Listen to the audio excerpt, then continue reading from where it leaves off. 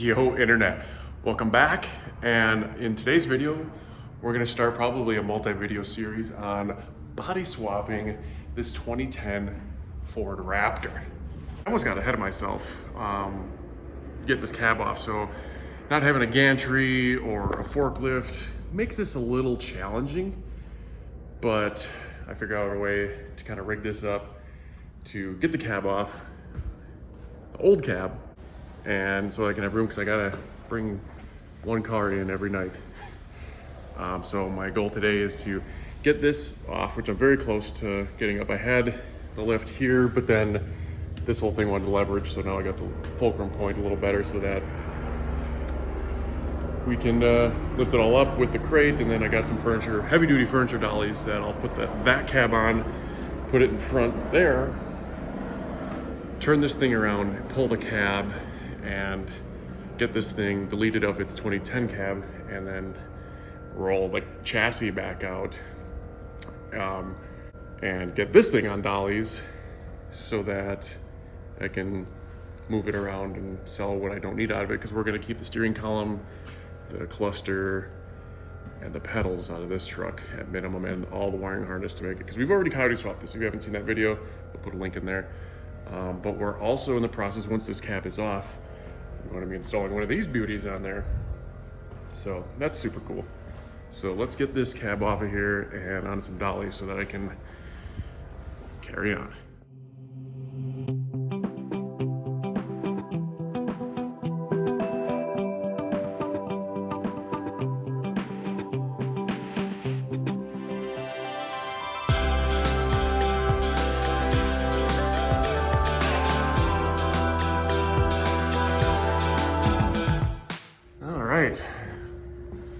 Basically, for the first time I've seen this truck since the customer Nate brought it to me back in December, I've been able to separate the old cab from the new frame. But now, like I said, I got some dollies over there. It's gonna take a little bit of juicy fruit around to get down, but now that the frame is in the way, I can use jacks and whatnot to get it down, so I can get it rolling around the shop, out of my way for now.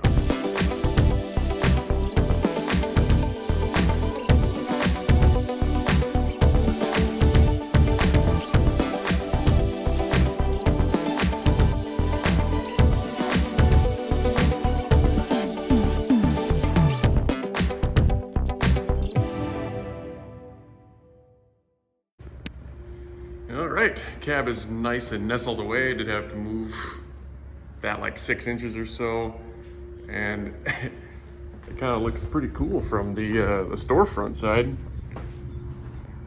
Anyway, now I'm gonna get the Raptor chassis back in here, turn it around, and start pulling that cab, which should be still fresh.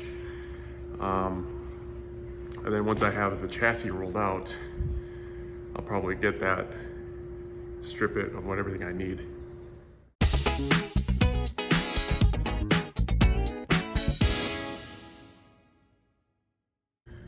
All right, not too long. Obviously I've pulled cabs before, but this one I didn't have to do any of the cooling stuff, just the transmission lines, because I didn't want to just have the lines just squirting fluid all over the place while I was moving this thing from lot to lot. But cab is up now. I did take a quick measurement of how long like that corner is to that cab. It's about 75 inches. This one's a little longer, just to get a little more in depth on what it's going to take to swap the cabs. I really won't know until I have that cab on the lift and close to the frame.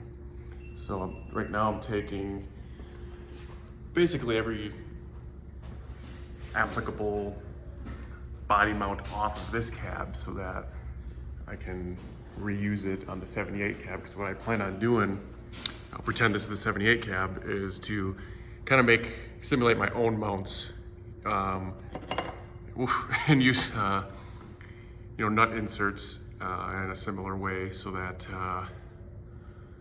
it'll all go smooth. So what I do plan on doing is like maybe doing a 3D scan of the bottom of that cab so that I can make some some plates and stuff and whatnot in order to get it close, because I'm sure it's going to be not very close. I mean, we're talking a couple few generations apart here, but yeah, as you can see, already Coyote swapped this thing about 4 months ago. And but before I get into that, actually doing the swap, I need to do oil pump gears, crank sprocket, replace the oil pan and gasket. So we're just going to do a windage tray, Mustang style, and throw on one of these beauties. Sent me that a while back, and then I got some VMP goodies. I'll show you how that all works in order to not only reuse the Gen 1 throttle body, because you can't use that throttle body, it's digital, and get a bigger pulley on there, because you'll definitely blow up a Gen 1 with a stock Predator pulley. So, since it doesn't matter what cab orientation, I'll probably bring this more forward, because I do need to get some more dollies. And not only that, I can get my car, not my car, but another car safely in here with room. So we'll get this thing forward, start tearing it down for oil pump gears and stuff. Won't show you all that. We've got enough videos out there in the world, including myself, on how to do that. And then I'll probably show you, talk a little bit about the blower when the time comes to do that. All right, so I have the engine tore down to do oil pump gears, and they're only gonna show up today. Also gonna be replacing all the timing components. Got the box of Ford stuff there. And I figure while I'm waiting, I can throw this little guy on here, and I figured it'd be a good time to show you kind of what entails, at least just to bolt the blower up. These blowers come with a dowel pin in here. Now you can either drill a hole in your heads or omit it. I feel like the clamping force of the bolts are enough to hold it in there. I think that's just for assembly purposes for people that maybe at the factory to just have it repeat better, easier to install when you're putting them on the 5.2s, but we're gonna get rid of that dowel and then put the injectors in and plop that thing on there. All right, got the dowels removed. I removed the 5.2 throttle body, because obviously we can't use that newer of a throttle body on a Gen 1 ECU. I got the old throttle body off and cleaned up off the manifold. And I already got the adapter plate that comes with the VMP kit. This is all part of their Predator basic adaptive kit for Gen 1s anyway. Gen 2 and 3s have a little more work, but yeah, so then this will be upside down because the blower is upside down. So it should go something like that. Anyway. Should be able to only go one way, but just wanted to show you that, and then I'll get the injectors on and get this new manifold, aka Predator blower, on the engine. But before I even do the injectors, because I got the throttle body on now, it's pretty obvious how it has to go on, because they have this machine relief for the electronics of the throttle body, and it really only goes on one way because of the pulley. And speaking of the pulley, we need to change this to their 6 rib. And a much bigger pulley, like a 3.5, I believe it's included, because you use a stock Predator or a Raptor I pulley on a Gen 1, big boost, because the heads flow way better on a 5.2 than a Gen 1, and I don't think the amount of pulling timing and whatever can overcome having a pulley this small, so that's why you want to use the bigger pulley. So I'm gonna look through the instructions. I'm pretty sure we gotta pull this off. There's a little block here. I haven't looked at the instructions yet, but I have a feeling we gotta pull that. And then this will hold the back of this head unit so that we can take off this clutch pulley, install an adapter of sorts to allow us to bolt on the VMP type pulley. We got another one of their spacers here, and there's another thinner spacer in this kit as well. But once I figure it out, I'll explain it to you. All right, you gotta love the information age we live in. So, as I suspected, you gotta take this mount off, 10 millimeters, boom. And then this tool, I'll show you when we do it, will actually hold the shaft. You put this in the vise, and this will sit vertical, and then this is just a cap you gotta pierce, and there'll be a 17 millimeter Allen to get this pulley off of the shaft that's in there, and then install this in its place, get the spacer, correct pulley for this application, and so I'm gonna rip that off and show you exactly how to do that.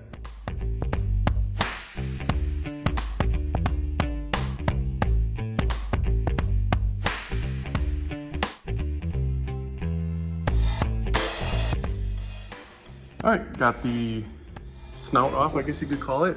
This blower does have a gasket there, and it is reusable. And there's the drive, I guess, engagement. So what you do is take this plastic piece off. They do warn you that there's a chance it can get stuck in there. Ours obviously didn't, so you just take a small screwdriver and pop that off. And then use the tool to put on those 3 pins to put in the vise. So I'm gonna pop that off and show you how to rake it up. All right, got our little plate in there. Got that off. It did take way more than a pocket screwdriver, bat and hammer, as you can see. Gonna shove that in there. And now, well, this will allow this to be held while we pop that seal off and get to the nut slash bolt. Just so you know, that nut is very close to the top. As you can see, my screwdriver got a little piece of that. No big deal since we're not using that. And that's what the seal is. So aim for the center, pop it off, get a 17 mil Allen. We'll impact that thing off of there.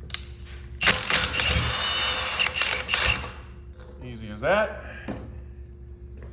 That's your clutch pulley assembly. Not sure if that's worth anything, but I'll get the hub over here and show you what that's all about and what you have to do. All right, so we have this hub adapter, if you will, and they call for red Loctite on the threads, the 24 millimeter nut, and 65 pounds of torque.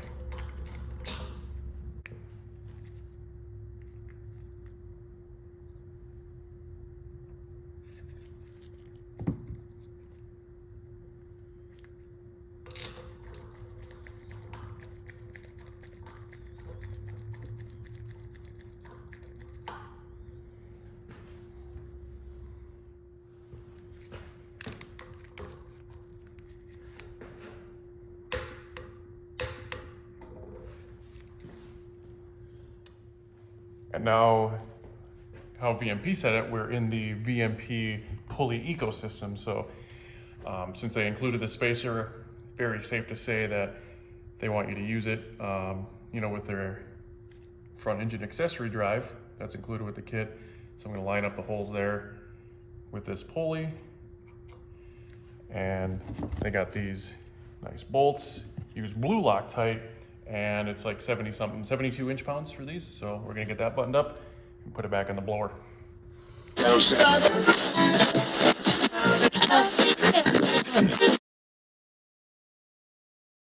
All right, got the, it's either 52 or 57. It's the stock 5.2 GT500 Raptor R injectors on there with the Predator rail. I'm kind of curious on where the fuel line is gonna end up. I think it'll be okay. Anyway, throttle body, of course, is on, and this pulley. Ooh. So I'm gonna muscle this thing on there, and boy, it's just like one big 100-pound intake manifold. And it's a thing of beauty, to be honest with you. And I just love that, with no pun intended, how modular Ford is in keeping intake bolt patterns throughout the Coyote generations and allowing us to do these OEM plus type upgrades with the help of, you know, great companies like VMP to, you know, adapt that 10 or 8 rib or whatever that is and make this run on the AC drive. So once I do get this timed back up and the timing cover, I'll get on the on how the other pieces they have in that kit, how it'll all work with your timing cover. So, but yeah, just wanted to show you how that goes. So we'll probably snap forward to that right now. All right, got most of this engine all buttoned up. I did get a little bit ahead of myself with the water pump pulley because I didn't know quite how the VMP front engine accessory drive works, since it bolts onto these 3 bolts, including the water pump one, and then it has a little boss that you bolt on here and 2 flat idlers. And good thing it came with another rib belt because we're replacing that one. I'm guessing they do that because a lot of the F150 engines come with a 4-rib AC belt. Luckily this is a 12 engine, so we're all 6-rib over here. And for this application, since we're body swapping it with no AC, we'll just use that compressor as an idler. Down the road, maybe you'll just put an idler in there or add AC, but we're not doing that on our behalf. So Seems pretty, it's all no grind bolt on, so I'm gonna bolt this on and show you how that works. All right, just as easy as that. Water pump pulley off, bolts on. There's 2 positions here. I felt like the lower one was good. Just 1 bolt holds the boss and the pulley on, and then a shorter button head bolt holds that on. It's very tight, ain't gonna lie, but as long as the bearings are good, they're clear. Got this new pulley on there. Everything looks like it lines up really well. Didn't get a belt, so not sure what size. I'll have to find out what size from them, but yeah, I low-key was thinking of developing something similar to this for people. Their kit, this whole kit, I believe, I just looked up because I was trying to figure out what that looks like mounted, is like 400 something bucks just for like these front engine accessory drive bits, which I was a little skeptic because this is still an F-150 cover. It's all the same in this area, so it doesn't really matter, especially since that. So yeah, it comes with a new tensioner. We could have reused the old AC one, but it's, you know, got some rounds on her, so we'll cool. Now, next thing of business, since I'm kind of stuck without doing anything else to the engine, is get this cab on some dollies, roll the chassis out, get this back on the lift, and see where it all kind of visually lines up, and that's where we'll end the video, is kind of having that hover over the frame just to see where it may or may not look. So, time for some shuffling.